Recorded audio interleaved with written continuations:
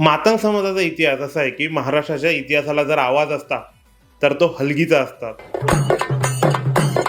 तो पोवाड्याचा असता, तो शाहिरीचा असता आणि त्या आवाजामागे उभा असता मातंग समाज. मातंग या नावाबद्दल इतिहासकारांमध्ये वेगवेगळी मत आहेत. संस्कृत ग्रंथामध्ये मातंग या शब्दाचे अनेक उल्लेख आढळतात.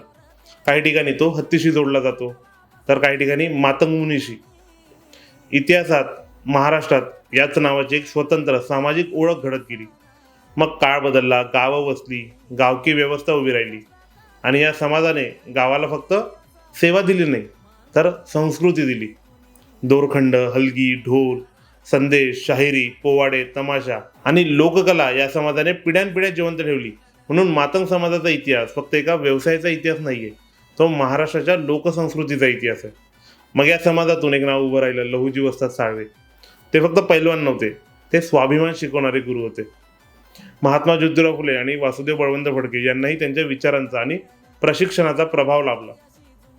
लहुजी वस्तादांनी शक्ती आणि समाज जागृती यांची सांगड घातली. मग पुन्हा काळ बदलला आणि याच समाजातून जन्म झाला लोकशाहीर अण्णाभाऊ साठे. एकही दिवस शाळेत न गेलेला हा माणूस मराठी साहित्याचा अजरामर लेखक झाला. फकीरासारखी अजरामर कादंबरी लिहिली, शाहिरीला नवा आवाज दिला आणि सामान्य माणसाचं दुःख साहित्याच्या पानांमध्ये अमर करून ठेवलं. म्हणून मातंग समाजाचा इतिहास फक्त एका समाजाचा इतिहास नाहीये, तो हलगीचा इतिहास आहे, शाहिरीचा इतिहास आहे, लोककलेचा इतिहास आहे, संघर्षाचा इतिहास आहे आणि महाराष्ट्राच्या सांस्कृतिक स्मृतीचा इतिहास आहे.